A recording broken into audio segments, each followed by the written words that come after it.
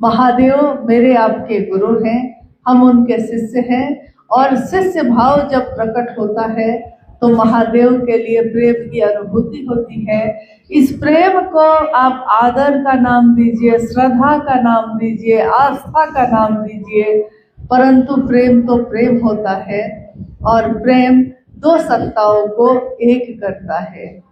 शिव गुरु के रूप में अपने शिष्यों के सबसे सुंदर पक्ष को उजागर करते हैं। शिव गुरु के रूप में क्या करते हैं? हमारे आपके अंदर कुछ गुण है, कुछ अवगुण है। तो महादेव गुरु के रूप में जो हमारे अंदर गुण है, जो हमारे अंदर अच्छाई है, उसको उजागर करते हैं, और जो अवगुण है, जो बुराई है, जो खराब चीजें हैं, उसको शमित करते हैं, शांत करते हैं, दमित करते हैं, खत्म करते हैं। जिस तरह कोई हवा अग्नि को जला भी देती है, अग्नि को आगे बढ़ा भी देती है। आपने देखा होगा कि पहले हमारे घरों में जब लकड़ी पे खाना बनता था, भोजन बनता था, तो लकड़ी के चूल्हे पे जब लकड़ी जलाई जाती थी तो फूंक मारकर हवा से उसको उसमें आग बढ़ाई भी जाती है और फूंक मारकर ही आग बुझाई भी जाती है। महादेव की दया हमारे आपके अच्छे कर्म फलों को बढ़ा देती है, और जो हमने कुछ भी गलत किया है, अगर जो अनजाने में किया होगा या जानबूझ के किया होगा, तो महादेव की दया ही उसको बुझाती भी है। इसलिए शिव के शिष्यों को, जब कोई शिव का शिष्य होता है तो उसका मन महादेव से जुड़ता है, और कहते हैं कि जिसका साथ हम लेते हैं, जिसका सानिध्य हम लेते हैं, हमारा मन भी उसी के जैसा होने लगता है। अगर शिव का साथ लेंगे तो सबल होंगे, सक्षम होंगे, और हमारा मन सुवासित होगा। महादेव का साथ दुनिया को, दुनिया की दशा और दिशा दोनों को बदल देती है। तो महादेव का साथ हम लोग को मिल रहा है, हम लोगों ने लिया है। परंतु आपके जीवन में बहुत सारी चीजें हुई होंगी, बहुत तरह के लोग आए होंगे, बहुत तरह से लोगों के द्वारा बातचीत हुई होगी, और कहीं ना कहीं पंखा बंद कर देगा, बंद कर, कहीं ना कहीं हमारा आपका मन उनकी बातों से प्रभावित होता है। उसमें कुछ अच्छी बातें भी होती हैं जो हमारे मन को और ज्यादा महादेव के करीब ले जाती हैं। कुछ ऐसी बातें भी होती हैं कि हम जो यात्रा कर रहे हैं, हम जो रास्ते पे चल रहे हैं, तो चलते चलते हम रुक जाते हैं और सोचने लगते हैं कि क्या हम सही कर रहे हैं, सही रास्ते पे चल रहे हैं कि नहीं, तीनों सूत्र जो हम कर रहे हैं सही तरीके से कर रहे हैं कि नहीं। क्योंकि परिणाम उसी पे निर्भर करता है कि जो भी काम हम कर रहे हैं वो सही तरीके से किया जा रहा है कि नहीं। जैसे आपने देखा होगा, जब शुरू में नए में गैस का चूल्हा आया था, तो लोगों को अभ्यास था लकड़ी के चूल्हे पे भोजन बनाने का। गैस का चूल्हा पहली बार देखा था लोगों ने, उसको चलाने का अभ्यास नहीं था, तो ज्ञान नहीं था। ज्ञान की जरूरत कितनी होती है इसको समझने की जरूरत है कि ज्ञान नहीं था, तो हम लोग क्या करते थे कि डरते थे। गैस का सिलेंडर कैसे खोला जाता है, कैसे लगाया जाता है, चूल्हा कैसे जलाया जाता है, और लाइटर से आग उसमें कैसे पैदा की जाती है। तो पहले जब गैस लगना शुरू हुआ तो जो आदमी आता था तो वो घर में जो भोजन बनाता है उसको सिखाता था कि देखिए दीदी, मैडम देखिए, ऐसे गैस लगाइएगा, ऐसे उसका पाइप जोड़िएगा, और इस तरह। कहीं अगर चूक हो गई, मान लीजिए किसी ने गैस का चूल्हा जला तो ऑन कर दिया उसका नॉब, लेकिन वो आग लगाना उसमें भूल गया है, तो गैस का रिसाव होने लगता था, तो कहीं कहीं दुर्घटना भी हो गई, सिलेंडर में ब्लास्ट भी हो गया, और गैस का चूल्हा जो हमारे लिए उपयोगी था, हमारे लिए बहुत ज्यादा मददगार था, हमारे विध्वंस का कारण भी बन जाता है। यानी वहां ब्लास्ट हो गया तो आसपास की सारी चीजें टूट टाट गई, उसमें आग लग गई, जल गया। कोई भी चीज जिसमें शक्ति है, जिसमें ताकत है, अगर उसको संभालने का गुण नहीं आएगा, जैसा अभी भैया ने कहा आपको हमको कि रावण ने तीनों लोगों का अधिपति बनना मांगा। महादेव से क्या मांगा कि मैं तीनों लोगों का अधिपति बन जाऊं, तीनों लोगों का मैं राजा बन जाऊं। सोने की लंका तो वो ले ही चुका था, तीनों लोगों का अधिपति बनने वाला, लेकिन उसको संभालने का ज्ञान नहीं मांगा। तो जब कोई चीज दी जाती है तो उसमें शक्ति होती है, ताकत होती है, और उसको अगर संभालने का गुण नहीं आए तो वो विध्वंस का कारण भी बनती है। मोटरसाइकिल हम अपने बच्चे को खरीद के दे सकते हैं, परंतु अगर उसको मोटरसाइकिल चलाने नहीं आता तो वही मोटरसाइकिल दुर्घटना का कारण भी बनता है। सही तरीके से चलाना आना चाहिए, सही तरीके से उसको करना आना चाहिए। तो महादेव को गुरु बनाकर, शिव मेरे गुरु हैं, हे शिव आप मेरे गुरु हैं, मैं आपका शिष्य हूँ, मुझ शिष्य पर दया कर दीजिए। ये पहला सूत्र है। ये पहला सूत्र हम क्यों करते हैं, इसको करने से हमको परिणाम क्या आता है, और क्यों शिव शिष्यों के लिए ये जरूरी है कि वो महादेव से दया भी मांगे। जब हम पहला सूत्र करते हैं, जब हम महादेव से दया मांगते हैं तो हमारा मन झुकता है। दया कौन मांगता है? जो निरीह है, जो कातर है, जो झुका हुआ है, जो गर्व में है, जो अहंकार में है, जो अकर्म है, वो दया नहीं मांगता, वो मदद नहीं मांगता। आपने देखा होगा कि अगर किसी के हाथ पैर सही है, सही तरीके से चल रहे हैं, और अगर आप वो कुर्सी उठा रहा है और आप कह देते हैं कि मदद कर दें, तो वो गुस्से में बोलता है, छोड़िए आपसे मदद मांगा था मैंने, कुर्सी ही तो है, हम खुद उठा सकते हैं। तो हर वो काम जो एक व्यक्ति कर सकता है, जब तक उसके हाथ पैर ठीक रहते हैं, उसको लगता है कि हम खुद कर सकते हैं, आपसे मदद क्यों मांगे। लेकिन अगर कह दिया जाए कि एक बड़ी चौकी, एक बड़ा पलंग उठाना है, तो एक बड़ा पलंग उठाने के लिए एक आदमी नहीं उठा पाएगा, तब वो मदद मांगेगा। लेकिन उससे पहले वो मदद नहीं मांग रहा। यानी जहां उसका मन हारेगा, झुकेगा, तब वो दया मांगता है। महादेव से भी आज तक दुनिया में कृपा मांगने का वर्णन आया है। कहा भी गया है कि मोक्ष मूलम गुरुर कृपा, गुरु की कृपा से मोक्ष मिलता है। कृपा शब्द का अर्थ होता है करो और पाओ, यानी जो भी हम करेंगे उतना भर हमको मिलेगा। किसी ने अगर दिन भर काम किया है तो दिन भर की मजदूरी उसको मिलेगी। तो जितना हमने महादेव के लिए साधना किया, उपासना की, मंत्रों का जप किया, उसका परिणाम उतना भर हमको मिलेगा, कृपा। परंतु एक स्थिति आती है जब हमारा मन हार जाता है, चारों तरफ सहारे छूट जाते हैं, कहीं कोई अपना नहीं दिखता, और तब हम सोचते हैं कि अब हम क्या करें। तब हमारा मन सचमुच में महादेव से दया मांगता है। तब हमारा मन हर बात में ये कहता है कि महादेव की दया होगी तब होगा ना, महादेव की दया होगी तो जरूर होगा। तो महादेव की दया मांगना भी मन की एक स्थिति है। जब हम बार बार इस बात को कहते हैं तो हमारा मन उस स्थिति में आता है कि हम महादेव से दया मांगे। कहाँ महादेव है, कहाँ हम हैं। महादेव जो कालों का काल है, महाकाल जो समय जिसके नियंत्रण में चलता है, उनका एक नाम है दिगंबर। दिगंबर का अर्थ होता है दिशाएं जिसका वस्त्र हो, चारों दिशाएं जिसका वस्त्र है, वो दिगंबर।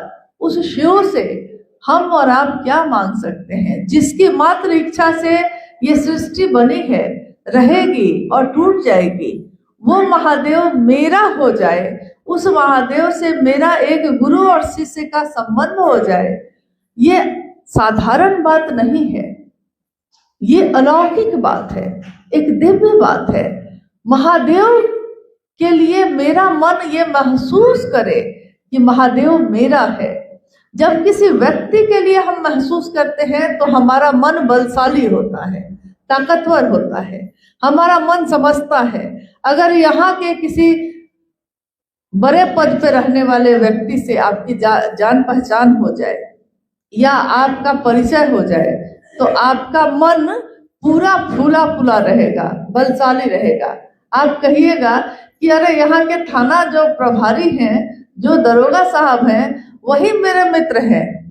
यहाँ तक कि आप दूसरे से भी ये कहिएगा कि कोई दिक्कत होगी तो मुझको कहना, थाना प्रभारी जो है मेरे अपने आदमी हैं, मेरे अपने हैं। तो देखिए, एक ताकत वाले आदमी के साथ अगर आपका परिचय है, संपर्क है, तो आपको लगता है कि मैं भी उसी के जैसा ताकतवर हूं। और जो सबसे ज्यादा ताकतवर है, जो देवों का देव है, जो महादेव है, जो सबसे ज्यादा बलशाली है, जिसकी दया से ही सारी दुनिया चलती है, जिनकी नजर उठती है तो सूरज उगता है, जिनकी नजर झुकती है तो सूरज डूबता है, उस महादेव के साथ अगर हमारा मन होगा तो हमारा मन भी बलशाली होगा। इसीलिए साहब श्री ने कहा कि व्यक्ति का या मनुष्य का, जो मानव है, उसका शारीरिक शक्ति से भी बलशाली होती है उसकी मानसिक शक्ति, और मानसिक शक्ति से भी बलशाली होती है उसकी आध्यात्मिक शक्ति। मनुष्य का जो शरीर होता है वो जब कमजोर पड़ने लगता है तो वो अपने मन का सहारा लेता है, मन की मजबूती से चलता है, तो इसीलिए उसकी मानसिक शक्ति मजबूत होती है। और वो मन अगर आध्यात्म से जुड़ा हो, शिव से जुड़ा हो, तो उससे भी ज्यादा बलशाली होती है। शिव की शक्तियां हैं, शिव अपनी शक्तियों से जाने जाते हैं। माँ भगवती, माँ काली, धूमावती, मातंगी, कामाख्या माँ, असम की जो देवी कही जाती हैं। तो ये जितनी भी शक्तियां हैं, शिव की शक्तियां हैं, शिव अपनी शक्तियों से जाने जाते हैं। शिव की शक्तियां यानी शिव अपनी शक्तियों से ही जाने जाते हैं। तो शक्ति है तो ताकत है। हम सबको शक्ति चाहिए, हम सब शक्ति चाहते हैं, मगर शक्ति किस बात के लिए? अगर उस शक्ति में ज्ञान ना हो, उस शक्ति में समझ ना हो, तो बिना ज्ञान के वो शक्ति उसी को जला देती है जिसके हाथ में वो है। इसीलिए शक्ति को संभालने के लिए भी गुरु के ज्ञान की जरूरत है। महादेव सबसे बड़े गुरु हैं, महादेव जगत के गुरु हैं। तो जगत गुरु शिव को हमने अपना गुरु बनाया है।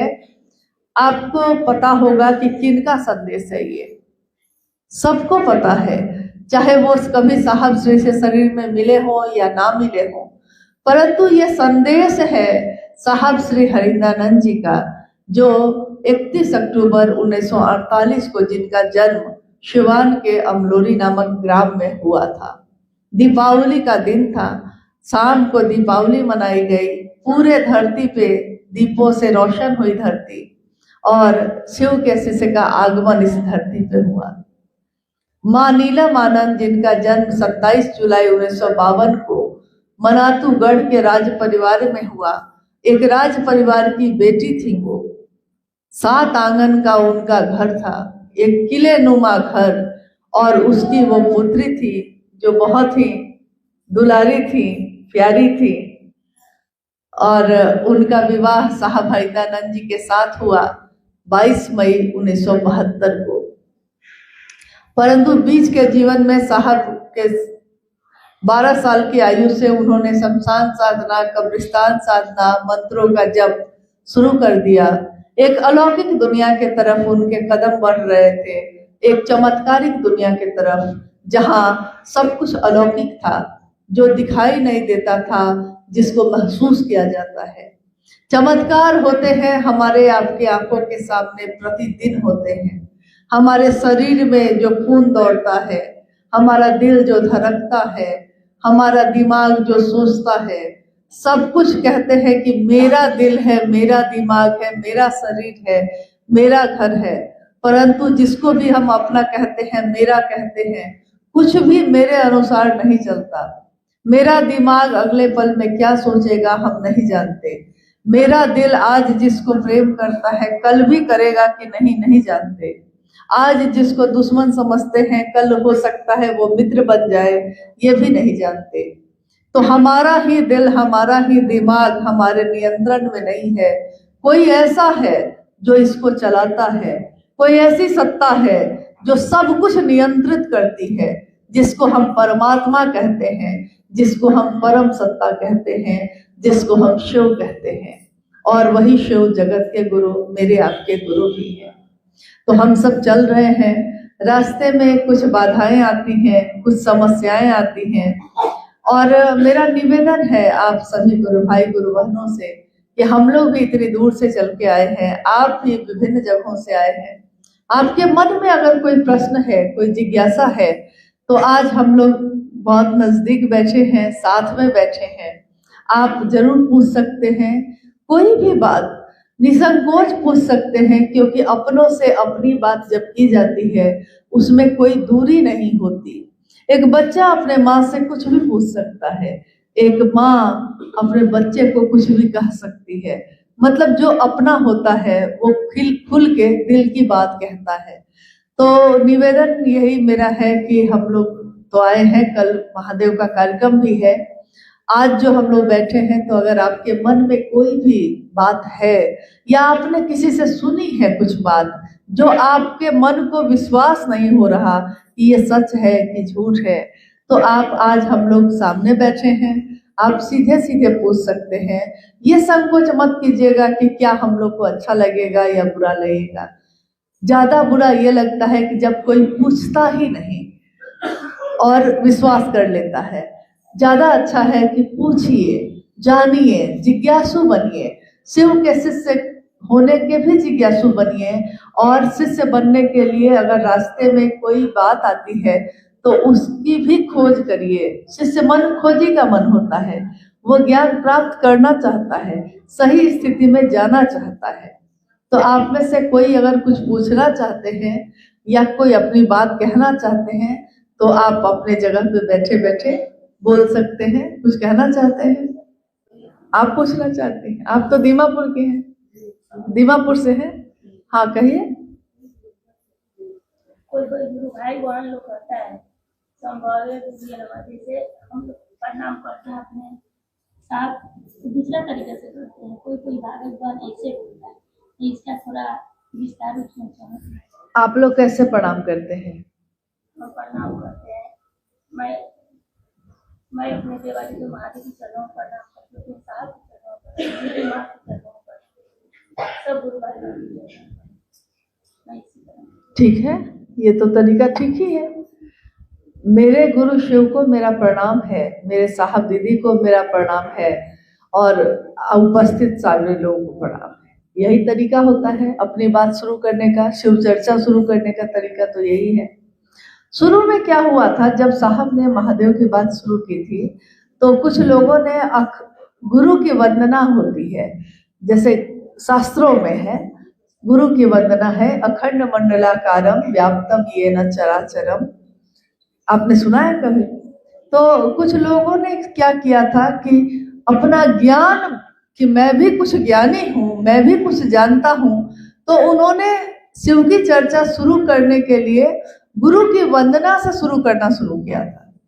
साहब को जब ये पता चला तो साहब ने कहा कि आप जिन लोगों से बात करने जाते हैं उसमें से ज्यादातर लोगों को संस्कृत बोलने नहीं आती, संस्कृत समझने नहीं आता, तो आप क्या बताना चाहते हैं कि हमको बहुत संस्कृत आता है? उन्होंने कहा कि मैंने कभी कोई नियम नहीं बनाया है कि ऐसा ही करना होगा। आप महादेव की बात शुरू करने के लिए अपने महादेव साहब दीदी को प्रणाम करके अपनी बात शुरू कर सकते हैं। साहब ने तो खुद को भी प्रणाम करने के लिए नहीं कहा कभी, उन्होंने कहा महादेव को प्रणाम करिए और अपनी बात शुरू करिए। लेकिन क्योंकि वो महादेव हमको मिले ही है साहब दीदी के कारण, इसलिए हमारा हृदय, हमारा मन कृतज्ञ है, तो कृतज्ञ मन प्रणाम करता है उनको। शिव की शिष्यता में हमारे साहब एक ही हैं और हमारी दीदी माँ भी एक ही है, बाकी सब गुरु भाई और गुरु बहन है। तो कोई भी जब प्रणाम करेगा तो उसका तरीका यही होगा कि वो अपने गुरु महादेव को प्रणाम करेगा। अब रही बात कि आपने कहा कि कोई कोई कहता है कि संभवे गुरुवे नमः, ऐसे करके शुरू करता है, तो गलत नहीं है, लेकिन इसकी जरूरत नहीं है। मतलब ये कोई नियम नहीं बनाया गया है कि हाँ आप ऐसे ही प्रणाम करेंगे। आप जैसे आपकी भाषा है, जैसा आपके कहने से दूसरे समझ सकेंगे, शिव की चर्चा वही है जो दूसरे भी समझ सकें। जो समझ ही नहीं पाएंगे और हम 1 घंटा बोलेंगे, इससे क्या फायदा होगा। यहाँ कोई अपना ज्ञान दिखाने तो आया नहीं है, यहाँ तो महादेव से जुड़ाव करने आया है। तो जैसे सुंदर तरीके से, सरल तरीके से जैसा आप कह रही हैं, ये सबसे सुंदर तरीका है, सबसे सरल तरीका है। तो आप तो ठीक ही कह रही हैं।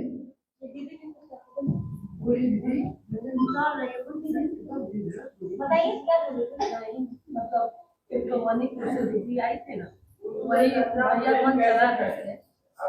भैया मन चला रहे थे, ना कि मंचा सिर्फ करके नहीं बुलाना है, जैसे कि भैया को किसी को भी मंच पे बुलाना है तो मंचा सिर्फ नहीं बोलना है। तो भैया का मंच वहाँ भैया का नाम लेके बुला सकते हैं। हाँ हाँ हाँ हाँ।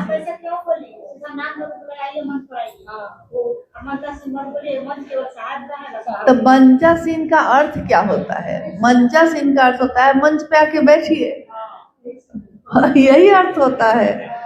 देखिए होता क्या है कि कोई शब्द जो हम प्रयोग करते हैं, अगर हम उसका अर्थ नहीं जानेंगे तो बिना अर्थ जाने हमको उसका भाव भी समझ में नहीं आएगा।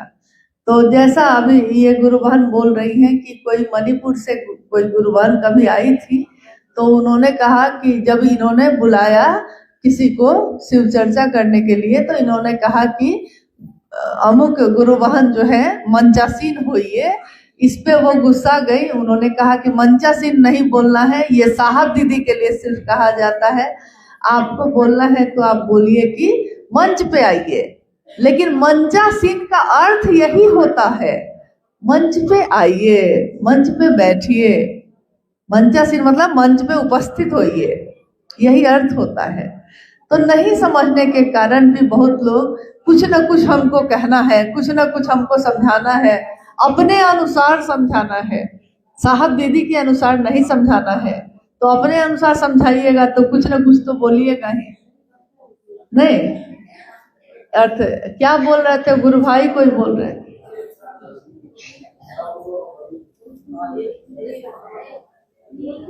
अच्छा, कल वाले गुरु भाई हैं।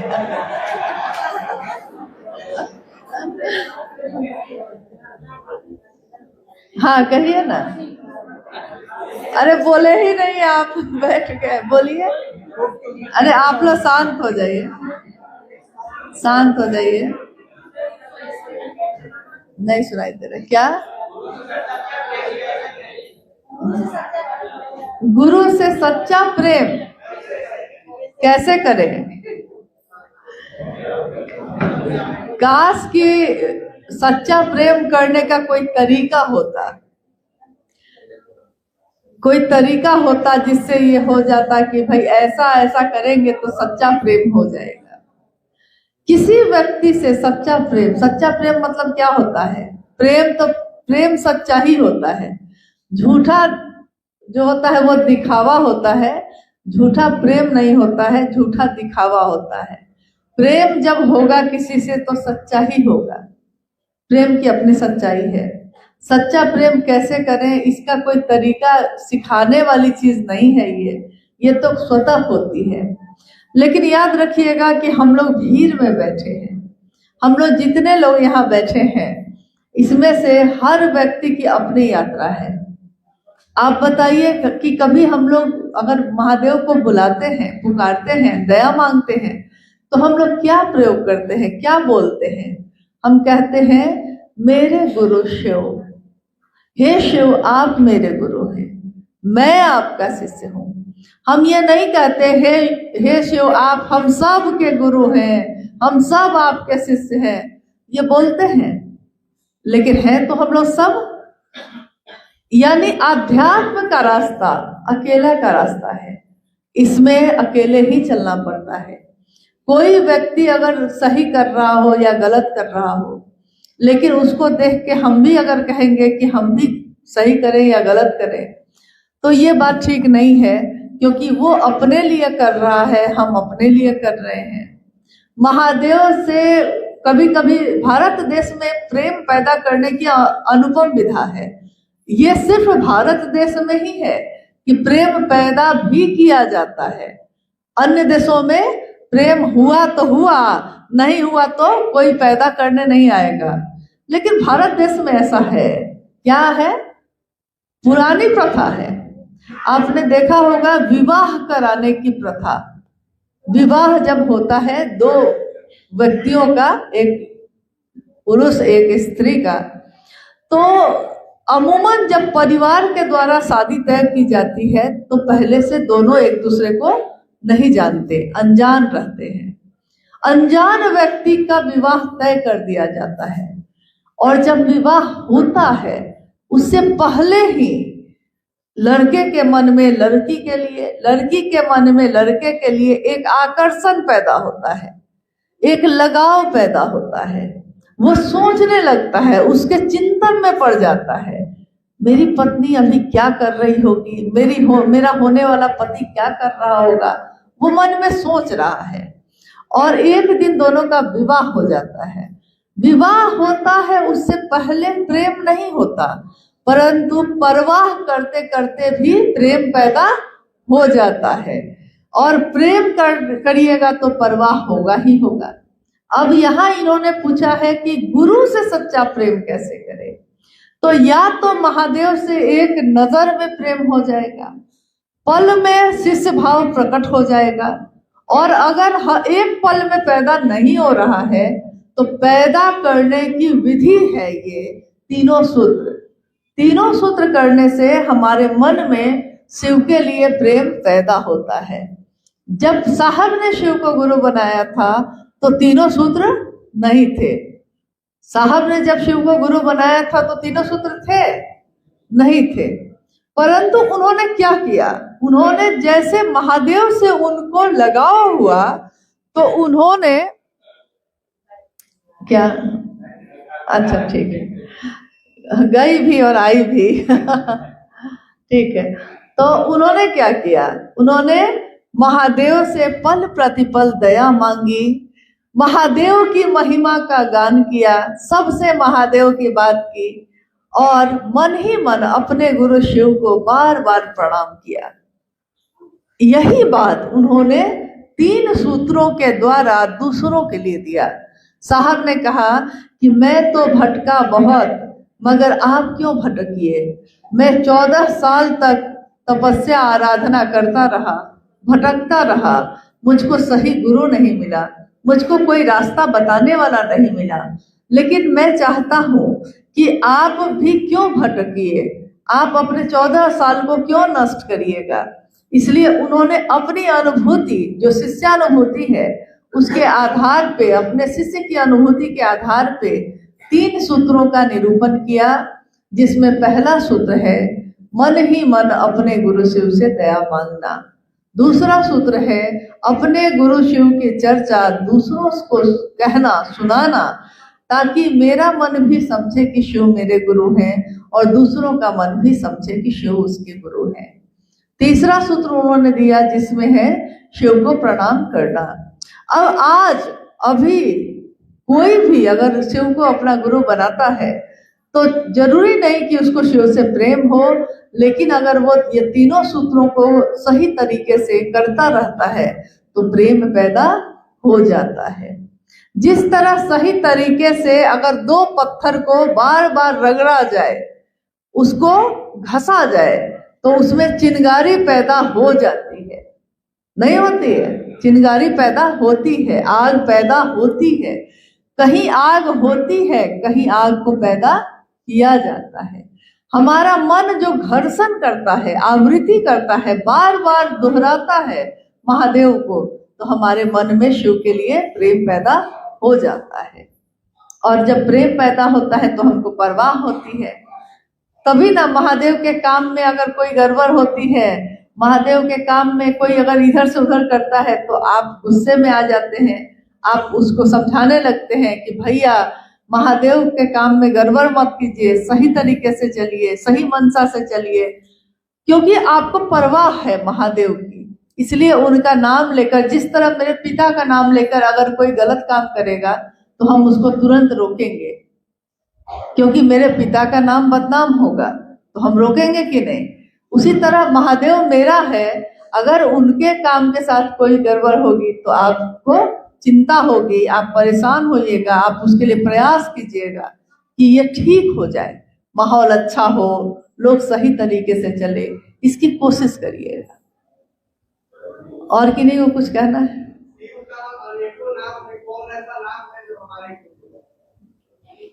कौन ऐसा नाम है? हाँ, गुरु शिव के तो अनेक नाम हैं, जो गुरु का नाम है। देखिए, शास्त्रानुसार अगर कहिएगा तो दक्षिणामूर्ति, सदाशिव, पंचानन, ये तीनों नाम शिव के गुरु स्वरूप को ही इंगित करते हैं। लेकिन सामान्य भाषा में हम लोग कहते हैं जगत गुरु शिव, ये भी शिव का एक नाम है। आदि गुरु शिव, ये भी शिव का एक नाम है, जो पद को इंगित करता है। महादेव जो जगत के गुरु हैं, आदि गुरु शिव, आदि योगी आपने सुना होगा, यानी योग को भी जो शुरू करने वाले हैं वो शिव हैं। तो आदि गुरु भी शिव है। आदि का अर्थ होता है प्रारंभ, शुरुआत। तो जो आदि है अनंत है। एक गीत है, भजन है, बड़ा सुंदर है, बहुत ही अच्छे तरीके से एक गायक हैं कैलाश खेर, जिन्होंने गाया है इसको, और उसमें शिव के इस बात को कहा भी है, आदि अनंत शिव। सुना होगा आपने, आदि अनंत शिव, यानी आदि कौन है? प्रारंभ कहां से होता है? शिव से।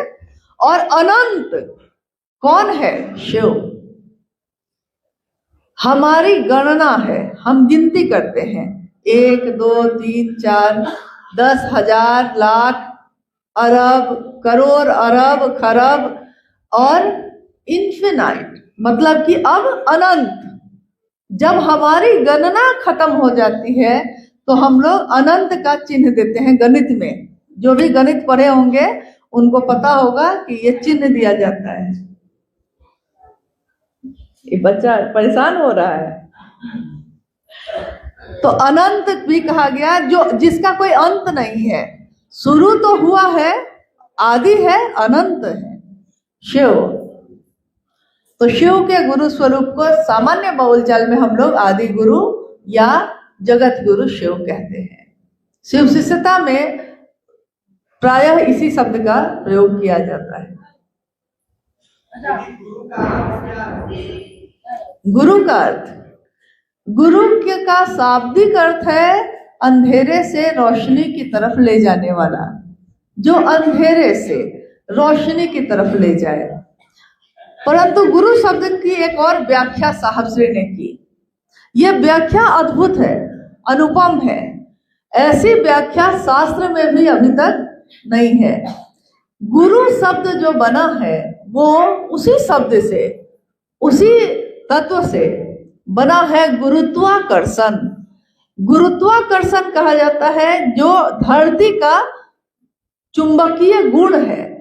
धरती पे हम जो चलते हैं, हम इसीलिए चल पाते हैं क्योंकि धरती में गुरुत्वाकर्षण है, यानी हमको अपने तरफ खींचकर वो रखती है, तभी हम चल पाते हैं।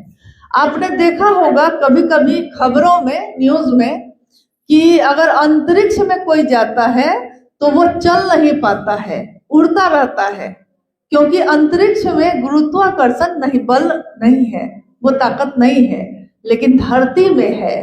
तो धरती आदमी को अपनी तरफ खींच के रखी हुई है, इसीलिए हम धरती पे चल पाते हैं। साहब हरिंद्रानंद जी ने, शिव के शिष्य ने, गुरु शब्द की जो व्याख्या शास्त्रों ने की है कि अंधेरे से रोशनी की ओर ले जाने वाला, उन्होंने उसकी एक व्याख्या और की। उन्होंने कहा गुरु जो आपके मन पे भारी हो। भारी यानी आपके मन पे कौन भारी है, वही आपका गुरु है। हमारे मन को अगर एक तराजू समझ लिया जाए, एक तराजू है और उसके दोनों तरफ दो पलड़े लगे हुए हैं, उस तराजू पे आज आप सब कुछ रख दीजिए और दूसरे तराजू पे महादेव को सिर्फ रखिए। पलड़ा किसका भारी है? मतलब किसके प्रति आपका मन भारी हो रहा है? महत्व इस पे रखता है कि भारी आपके मन पे कौन है। जैसा हम जब महादेव की बात शुरू करते हैं तो हमको लगता है महादेव की ही तो बात है, जहां इतने रिश्ते हैं एक रिश्ता और बना लेते हैं, महादेव से भी रिश्ता बना लेते हैं। परंतु ये रिश्ता जो है ये अंदर अंदर काम करता है। नदी में जिस तरह अंडर करेंट बिजली जो रहती है, नदी के पानी में बिजली होती है, परंतु आपको उसको निकालने का ज्ञान नहीं होता, तो वो अंडर करेंट बहती रहती है।